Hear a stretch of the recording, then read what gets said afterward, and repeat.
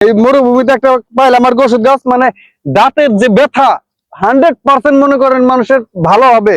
কারণ আমার এত ব্যথা করতেছে ভাই, ব্যথা আমার চিখের পাতে ইচ্ছে করতেছে।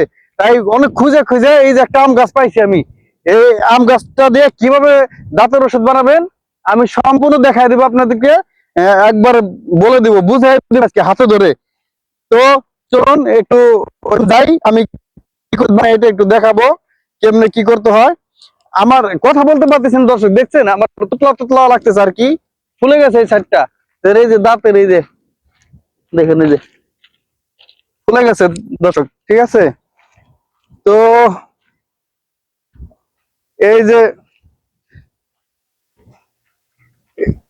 আসসালামু আলাইকুম গাইস, এই যে আমি পাতাগুলো ছিঁড়ে নেবো আর কি এখন। এই পাতাগুলো ছিঁড়ে নিয়ে বাসায় নিয়ে পানি দিয়ে জাল করব। জাল করার পর যে পানিটা দেখবেন কালো মিশমিশে হয়ে যাবে, এই যে দেখে দেখে বাত্তি মানে কষ্টিওয়ালা পাতাগুলো নেবেন, ডালি পাতা না, ঠিক আছে, বাত্তি বয়স্ক পাতাগুলো নেবেন।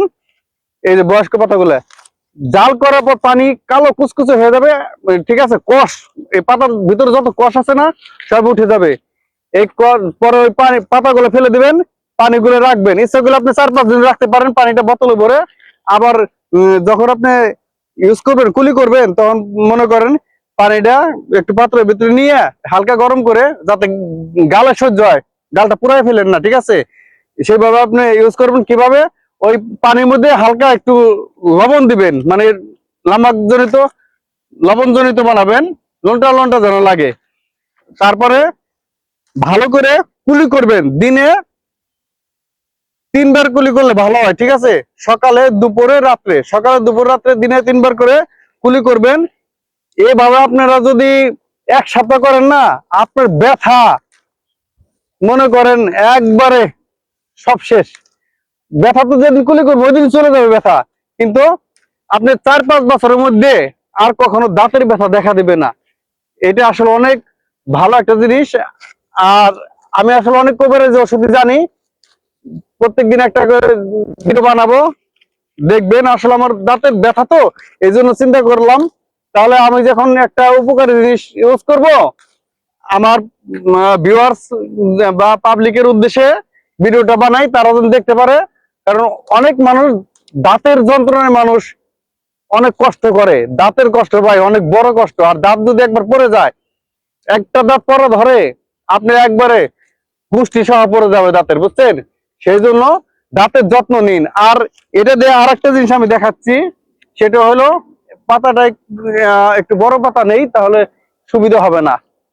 বড় পাতা নিলে সুবিধা হবে। এই যে পাতা নিলাম একটা, এই যে পাতা, এই পাতাটা নিয়ে এমনি করে পেঁচাবেন।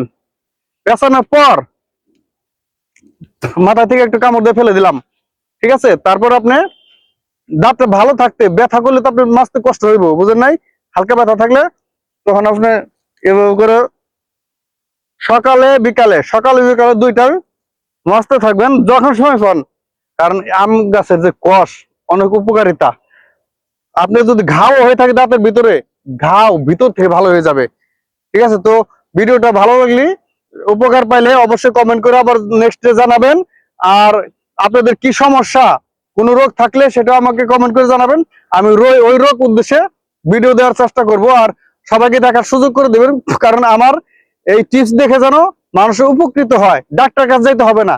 ডাক্তারের ওষুধ খাইলে কিডনির ক্ষতি হয়, বেশি ওষুধ খাওয়া ভালো না, ডাক্তারের লাঞ্চের ক্ষতি হয়। সেই জন্য আপনারা গাছলার জিনিস ইউজ করবেন। সময় যদি 1 মাসও লাগে, একটু সময় বেশি লাগে, কিন্তু গাছলার মায়ের দুনিয়ার বাইরে, গাছলার উপরে কোনো ওষুধ নাই। তো সবাই ভালো থাকবেন, সবাই শেয়ার করে দেখার সুযোগ করে দেবেন। দেখুন আরেকটা কথা বলি, আপনি মানুষকে টাকা দান খরচ ভালো কাজ করবেন, আপনি সব পাবেন, অনেক সব পাবেন। আবার কিছু জিনিস আছে টাকা ছাড়াই, একটা শেয়ারের মাধ্যমে আপনি অনেক সব পাবেন। কারণ আপনি একটা শেয়ার দিলেন, এইটা যদি 10টা লোক দেখতে পারে, সেখান থেকে তাদের যদি কোনো সমস্যা হয়, উপকৃত হয়, সেই সবটাও আপনার আমলে লেখা হবে। তো সবাই ভালো থাকবেন, আল্লাহ হাফেজ।